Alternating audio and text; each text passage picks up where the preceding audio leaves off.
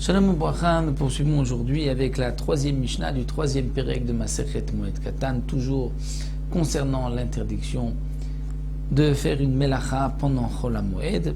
Là, nous allons parler de l'interdiction d'écrire pendant Chol HaMoed. Écrire, c'est interdit, mais les Chachamim ont permis certaines choses à cause de Davar HaAved, qu'il y a un risque de perte. Veilu Kotvim BaMoed. Voici ceux qui peuvent écrire à Chol HaMoed. Kiddushay Nashim.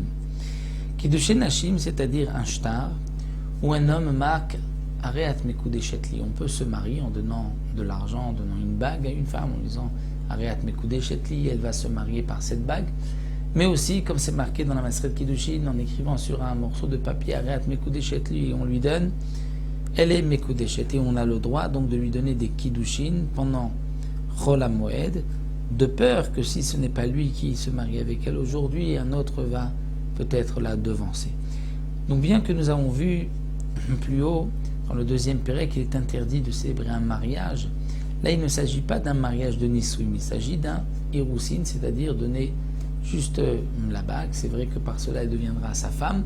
Aujourd'hui, on cumule les deux, on fait les Kiddushin et les Nisuim en même temps. Sous la choupa, d'abord, le Khatan donne la bague, donc elle devient sa femme par les Kiddushin, on appelle aussi Irousim les fiançailles.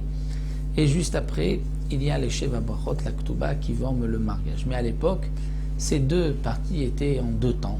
Il y avait d'abord les Kiddushin, qui est appelé les fiançailles de l'époque, lui donner de l'argent, une bague, un shtar, et elle devenait par cela sa femme, mais il ne pouvait pas encore vivre avec elle jusqu'au moment de la choupa du mariage, et c'est la choupa qui est interdite pendant Chol HaMoed, comme nous l'avons vu. De même, on pourrait écrire Gitin, un acte de divorce, dans le cas où le mari doit partir et que s'il ne lui donne pas aujourd'hui l'acte de divorce, elle restera Aguna, elle ne pourra pas se remarier. Veshovarim, un reçu.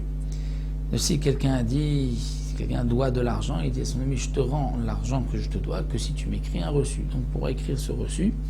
Deyatike, c'est un testament. Donc quelqu'un qui risque de mourir incessamment sous peu et qu'il va, donc s'il n'écrit pas son testament, c'est Davar HaAved, sera perdu. Ou Matana, quelqu'un qui écrit, il veut donner un cadeau à son prochain, on a le droit de l'écrire pendant Chol HaMoed, de peur qu'après il risque de changer d'avis.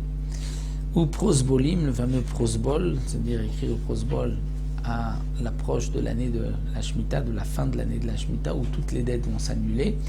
Et il avait instauré ce fameux principe de prosbol, de donner les shtarot, donc tout ce qu'on me doit donner au Beddin, et ensuite de pouvoir les récupérer comme c'est rapporté dans Masechet Shvi'it. On pourrait aussi écrire Igrot Shum, c'est-à-dire lorsque le Beddin va faire une évaluation d'un champ pour une saisie, si le lové qui est emprunté n'a pas de quoi payer.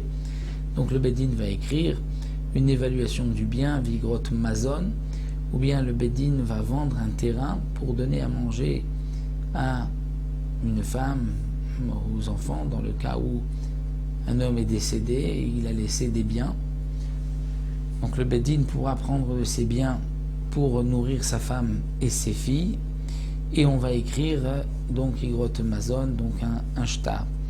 Ou bien dans un autre cas, si quelqu'un s'est engagé, lorsqu'il se marie avec une femme qui a déjà des enfants, il s'engage à nourrir les enfants de sa femme, ça on pourra l'écrire pendant Chol HaMoed. Shtare Chalitza, un acte où la femme a fait Chalitza, si elle a perdu son mari sans avoir d'enfants, elle devra faire le Yiboum, le lévira avec le frère de son mari. Si il ne veut pas faire le Yiboum, il faut faire Chalitza, et le Beddin va écrire que la Chalitza a été faite. Ou Meunim, c'est Mioun, c'est-à-dire lorsqu'une petite fille a été mariée par son frère ou sa mère. Comme nous le savons, jusqu'à l'âge de 12 ans, un homme peut marier sa fille, c'est-à-dire il peut recevoir des Kiddushin pour sa fille, et elle est mariée Minatora. Mais dans le cas où le père est décédé et que les Chachamim ont eu peur pour la fille qu'elle ne soit pas bien entourée, les Chachamim ont permis à la mère ou au frère d'accepter des Kiddushin d'un homme qui se mariera avec cette jeune fille avant l'âge de 12 ans, afin qu'elle soit prise en charge. Mais elle pourra, à l'âge de 12 ans, refuser ce mariage si elle ne le veut pas, étant donné que ce n'est qu'un mariage midérabanan, puisque ce n'est pas le père qui a reçu les kiddushin. Donc ça, on pourra écrire le shtar comme quoi elle a refusé ce mariage, ou shtaré berurim, un shtar où deux personnes qui ont un litige, une dispute, ont décidé de prendre l'un tel bedin et l'autre tel, l'un tel juge et l'autre tel juge. Donc on écrit, je prends tel juge, l'autre prend tel juge, et ça on écrit un shtar pour ne pas qu'il change d'avis ensuite. Ou xerot bedin, tous les décrets du bedin, tout ce que le bedin a des possèques à trancher, on pourra l'écrire vigerot shel reshut, et même des lettres shel reshut, c'est-à-dire des ordres du gouvernement, et d'après certains ce sont même des lettres qu'un homme écrit à son prochain, des lettres de shalom. Donc ça c'est permis aussi pendant Chol HaMoed. Tout ceci est considéré comme étant davar ha'aved, comme une perte si on ne le fait pas tout de suite. Donc voici ce qui est permis d'écrire pendant Chol HaMoed, et nous poursuivrons dans la 4e Mishnah, on verra ce qui est interdit d'écrire pendant Chol HaMoed.